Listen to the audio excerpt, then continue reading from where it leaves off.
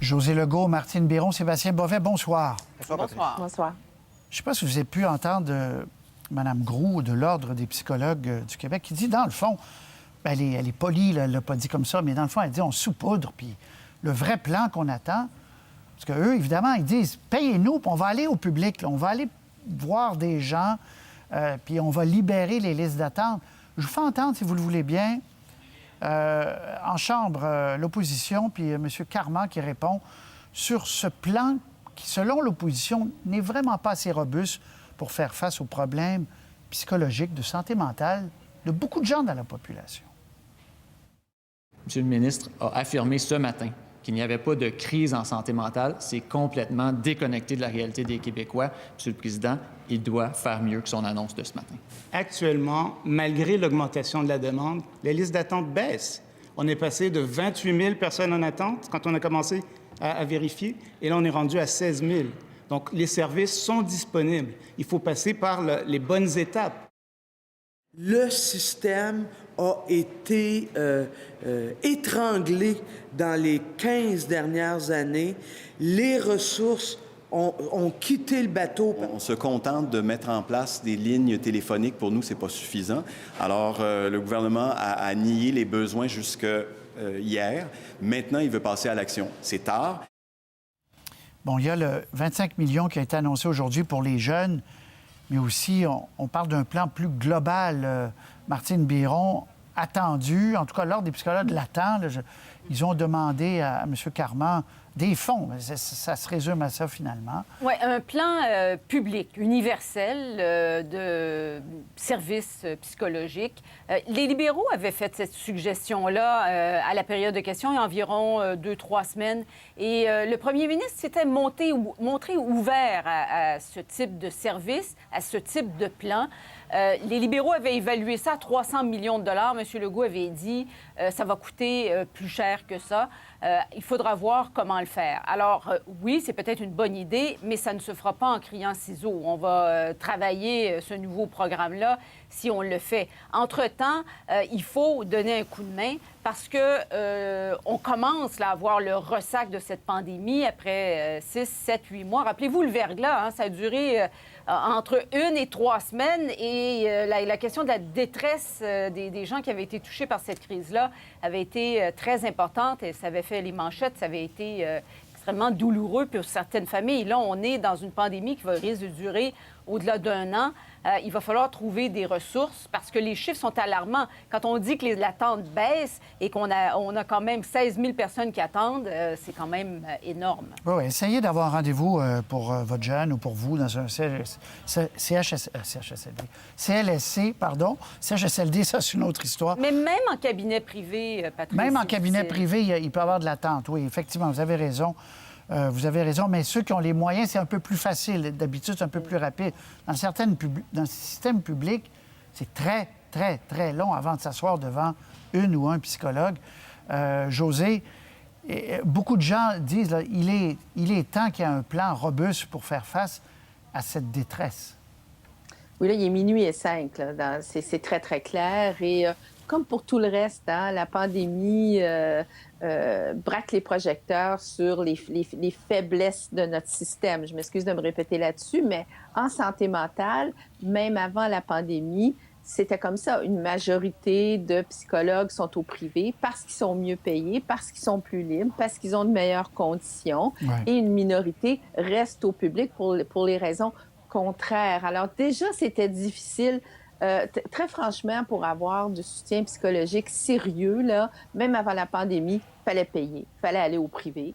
C'est encore la même chose. Là, on est dans une situation exceptionnelle. Ce qui est décevant de la part du gouvernement, c'est que, bon, ce qui était annoncé aujourd'hui, c'est bien pour les jeunes, mais la détresse psychologique, elle n'a pas de génération là, pendant une pandémie. Hein. C'est à travers tous les âges que ça se joue. Et c'est une situation temporaire. Donc, ce ne serait pas un déboursé récurrent, ce serait un déboursé temporaire. Élevé, oui, mais comme le disait la docteure Groux, ça va coûter combien de ne pas s'occuper de ça? Voilà. Et je me demande si c'est pas parce que la détresse psychologique, c'est invisible. Hein? Lorsque les gouvernements précédents ont eu des pénuries au public pour des chirurgies, ils ont déboursé pour acheter des plages dans des cliniques chirurgicales dites privées. Là, oui, parce que mais je suis content que vous parliez de ça, Josée. C'est un très bon exemple. C'est un peu ce que propose l'Ordre. C'est achetez-nous des... Comme on a acheté des blocs opératoires dans le privé, dans les cliniques privées, achetez-nous des blocs, puis nous, on va en voir du monde, là, on va accélérer.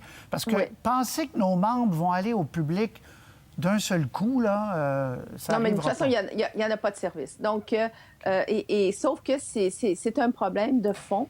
C'est un problème social. C'est que la détresse psychologique, ça ne se voit pas comme un genou déboîté ou un dos défait, ou etc., mais ça fait autant de dommages. Hein? Oui. Puis à Ottawa, aujourd'hui, Sébastien, la Dr Tam, dans un rapport, il y avait beaucoup d'indicateurs qui étaient au rouge, là.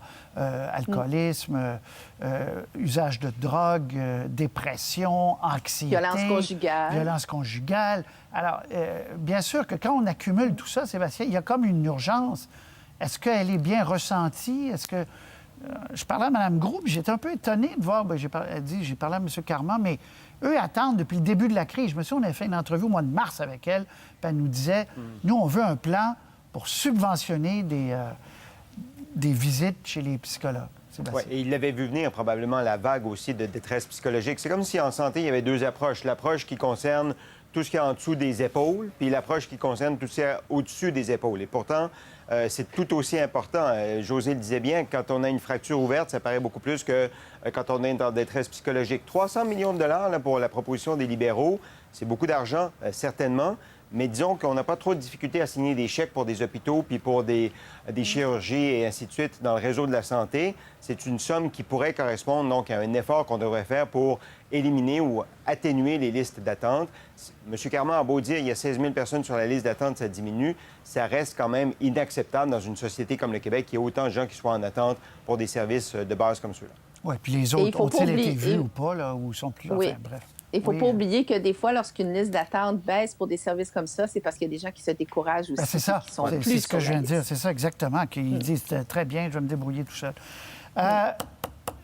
Monsieur Macron, je vous parle de M. Macron parce que là, on voit qu'on est vraiment parti pour une longue période.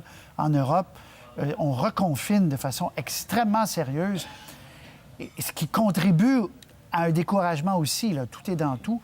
Et M. Macron a répondu très clairement, je trouve, à ceux qui disent « Pourquoi on ne laisse pas aller le virus dans le fond? On a perdu le contrôle, laissons-le aller. Les gens vont être immunisés, la fameuse immunité collective va jouer. » Il dit « On pourrait faire ça, mais il y a un coût à ça, il y a un coût humain. » Je vous propose donc un petit extrait de cet appel à la nation qu'il a fait il y a quelques minutes en France. Nous sommes tous, en Europe, surpris par l'évolution du virus. Débordé par une deuxième vague qui, nous le savons désormais, sera sans doute plus dure et plus meurtrière que la première. Nous pourrions, certains le préconisent, ne rien faire et assumer de laisser le virus circuler. Le Conseil scientifique a évalué les conséquences d'une telle option. Elles sont implacables. À très court terme, cela signifie le tri entre les patients à l'hôpital. Et d'ici quelques mois, c'est au moins 400 000 morts supplémentaires à déplorer.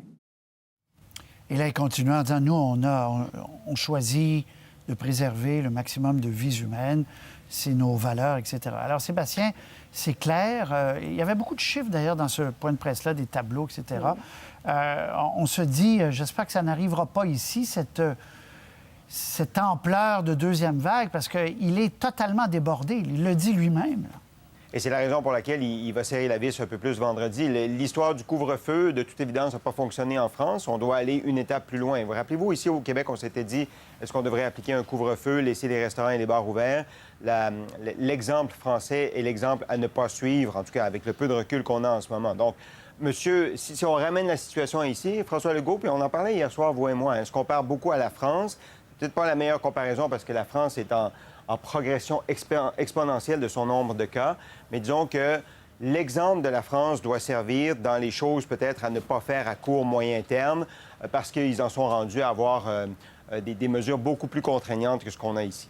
Oui, puis l'acceptabilité là-bas n'est pas évidente. Là, il y a beaucoup de gens qui déjà à Marseille, on l'a vu dès le début, à Paris, qui sont furieux de tout ça. Donc, ça sera à surveiller, Martine, aussi. Bien, l'adhésion, la fameuse adhésion.